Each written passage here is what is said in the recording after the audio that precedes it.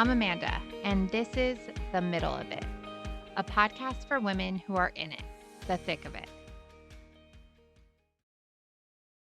Whether you're questioning your sobriety, feeling disconnected in your relationship, trying to understand yourself, or just tired of pretending you're fine, this space is for you. The only requirement to be here is this: be open minded, be willing to listen, be willing to try and understand someone else's story, even if it's different from your own. So here's a little about me. I'm almost 5 years sober, but getting here hasn't been simple. It never is. After my 35th birthday, I hit a moment where I couldn't fake it anymore. I hated myself. I was so good at pretending. Wearing masks was basically my best skill. I could blend into any situation, tell people exactly what they wanted to hear, smile on the outside while feeling completely lost inside. Drinking was a 5 days a week situation, and it was never casual. I drank to get wasted every time. I was angry, short tempered, miserable, and my kids were really the ones paying the price. I blamed everything on my past, on a relationship I was no longer in, on anyone but myself.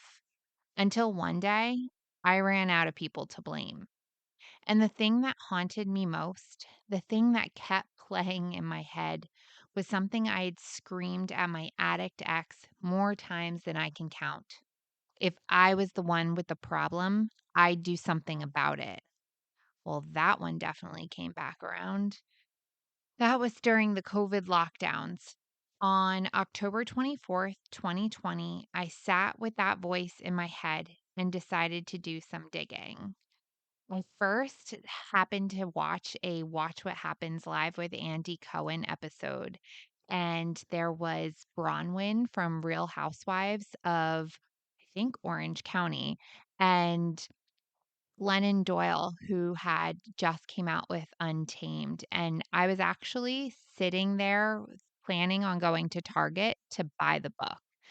And see them on the screen, and I'm just, resonating that Bronwyn's an alcoholic, and I'm listening to her stories. And I'm kind of sitting there going, yep, yep, yeah, that, okay. Why am I relating to this chick? So I went to Target, I bought the book. I had no idea Glennon Doyle was not drinking. And I sat on my couch and I started to read. And I started to read about her struggle with alcohol. And I was like, you've got to be kidding me. So I went on my phone and I started Googling, am I an alcoholic? And there were like questionnaires that had 10 different questions, like check yes or no. And if I checked any one of those as no, that was going to be like my out. And of course, because I don't drink or I didn't drink every single day, I was like, nope, see, not an alcoholic. Perfect. But it sat in the back of my mind. And that night, as I drove around doing DoorDash deliveries, I searched for a podcast and I typed in, am I an alcoholic? And I listened to this one episode, and it was talking about all of the science behind alcoholism and the way that it affects the brain. Someone had said, and this is what stood out to me: if you found this podcast because you typed in, am I an alcoholic? You probably have a problem with drinking. And that was the moment that changed my life. I found a women's AA meeting happening the next morning, and I went. That was almost 5 years ago now, and I haven't taken a drink since. Now, listen, I absolutely believe there are many ways to get and stay sober, but my path, it's through AA. And this podcast is not affiliated with AA in any way. This is just my story. That's where I found myself. That's where I keep finding myself. Meetings, the steps, sponsoring women, being sponsored. That's how I stay sober. Sobriety has changed every part of my life, but especially how I parent. Since getting sober, I've raised teens, navigated dating again, met a partner who's also in recovery, and even had a new baby. Yes, a whole new baby. And I just turned 40. That's a story for another time. I used to feel so alone, like no one got me, like I was the only one who felt completely lost and tired. But that changed when I got sober and started connecting with other women. Our stories weren't always the same, and our addictions weren't always the same, but our feelings, those were exactly the same. The shame, the fear, the need to control everything, the guilt, the exhaustion. I met women who got me without needing to explain a thing, and that changed everything. So, why this podcast? Because right now, my life is good, like almost too good. The chaos is gone. My bills are paid. My kids are thriving.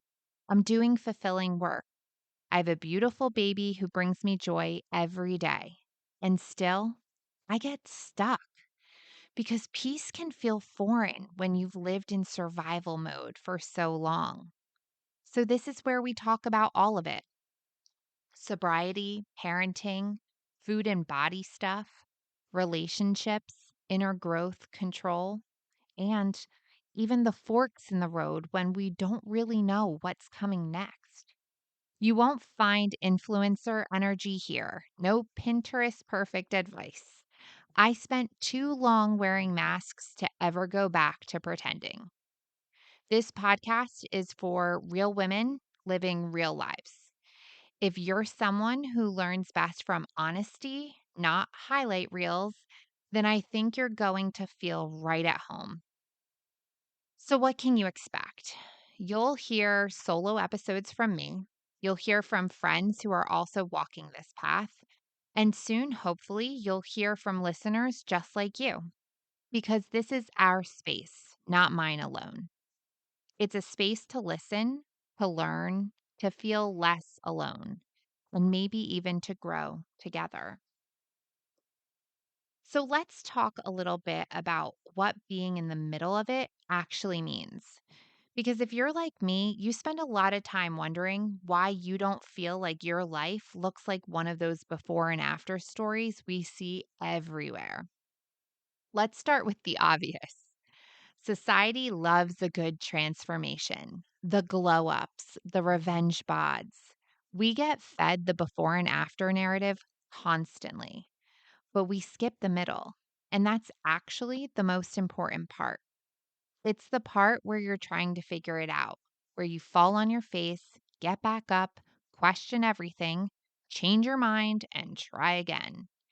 And with all those transformations, there's always that little asterisk. Individual results may vary. But what about the stuff between the before and after? What we don't see is the woman crying in her car, sitting in front of a liquor store, wondering when something fun became such an obsession. That's the middle.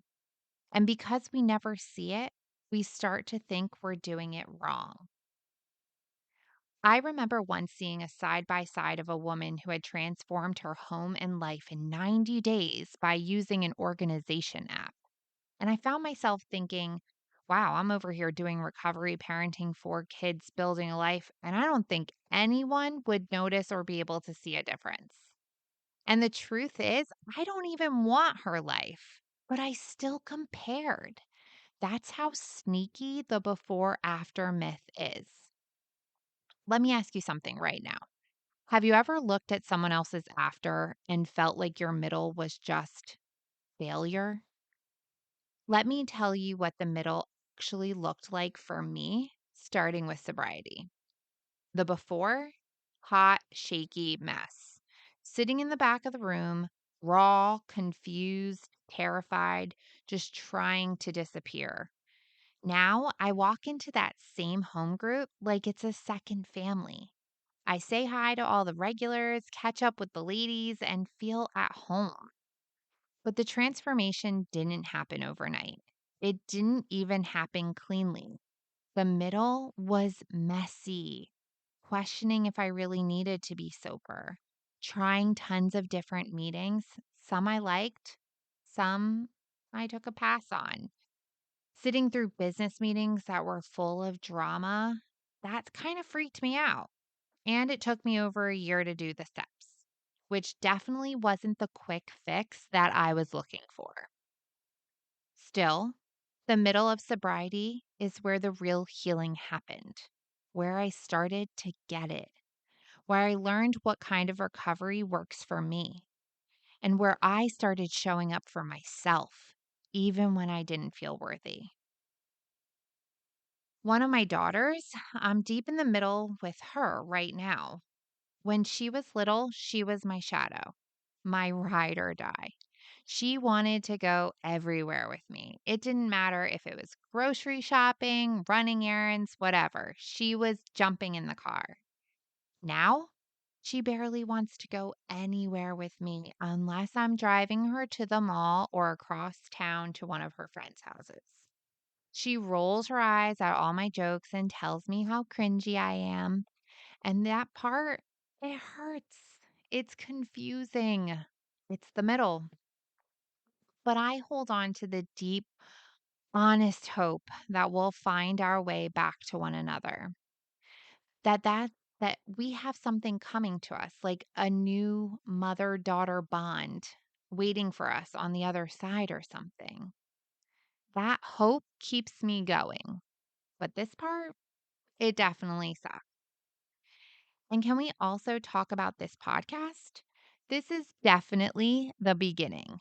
I have no idea what the middle will look like or what the after could be. But I know this: navigating sobriety prepared me for all my middles. Because once you go through something that strips you bare, like getting sober, parenting a teenager, or rebuilding your life, you realize the middle is where everything actually happens. The middle is where I started to learn about myself. I remember sitting one night early in sobriety, going through all different genres of music, asking myself, what do I actually like? I had told everyone for years that my favorite band was Red Hot Chili Peppers because a guy I liked in high school said they were his favorite. But really, it was Blink 182. Still is. So I sat there with my headphones on, trying everything. Turns out my favorite types of music are country and pop. I know, basic, but I don't care. And I'm a giant Disney music fan. I will sing a princess song at any time. But the middle is where I got comfortable with all of these things and with who I am. It's also where I decided I was done faking orgasms. Yep, I said it. No more faking it. It's where I started letting go of people pleasing. Still working on that, but all my progress, it's been made in the middle. So early on in sobriety, my sponsor had told me when we were doing step work to make a list of all of the qualities I was looking for in a partner. And I put all of the things that I wanted. And she said to, circle the things that are negotiable. Eventually, I ended up meeting my now partner. And God's kind of got a sense of humor because he had everything on that list except the things that I had stated were negotiable. But even when I look back at that list today, I think of the type of life that I had pictured. And I really just pictured my current life at that time with my three girls and just insert new partner. I actually wasn't even really sure I wanted to be with anyone at that point anyway. But if there was going to be someone, it was just going to be a copy paste, put him in, like insert it into my family. Well, that completely changed. I ended up moving to South Carolina. We've since moved back to New Jersey, had another baby, and living a life that is totally different than anything I could have pictured back then. But that's the middle. That's realizing the things that could possibly be might not even be something that's in your imagination. These are middle milestones, all of them. Little moments of growth no one claps for, but they change you. The first time I said no and didn't explain myself, because I realized that when I don't have the time or the capacity to commit to something, I'm doing other people a disservice by saying yes to things I'm not going to do very well. Going to a meeting after an emotional relapse. Those are really tough. Admitting when you went off the handle and cursed at one of your kids. Yeah, that definitely happens. Letting someone help me without feeling like I owed them. It was in those moments that I realized that letting other people be of service to me was an act of service in and of itself. These aren't Instagrammable, but they're huge. If you've had one of those types of moments lately, celebrate it. It counts. It all counts. If I had to describe the middle, it feels like those moments when you're wiping your tears in the parking lot at work and walking in anyway. It's having a 6-month-old and looking in the mirror and no longer even recognizing the body or the person that's standing in front of you. It's also beautiful. It's where you meet yourself, where you discover what actually matters to you and not what you were told should. Before I close, I want to leave you with something. What's one thing you're doing right now, today, that no one sees, but that feels hard and brave and important? Name it, honor it, tell a friend about it. You're in the middle of it, and you're doing more than you realize. Thanks for being here today. If this episode spoke to you, I'd love for you to follow or subscribe wherever you're listening. And if you're on Instagram, come hang out with me at Middle of It Podcast. Share your middle, tag the show, send it to someone who needs to hear it. And remember, you're not lost, you're just in the middle of it. Until next time, keep going.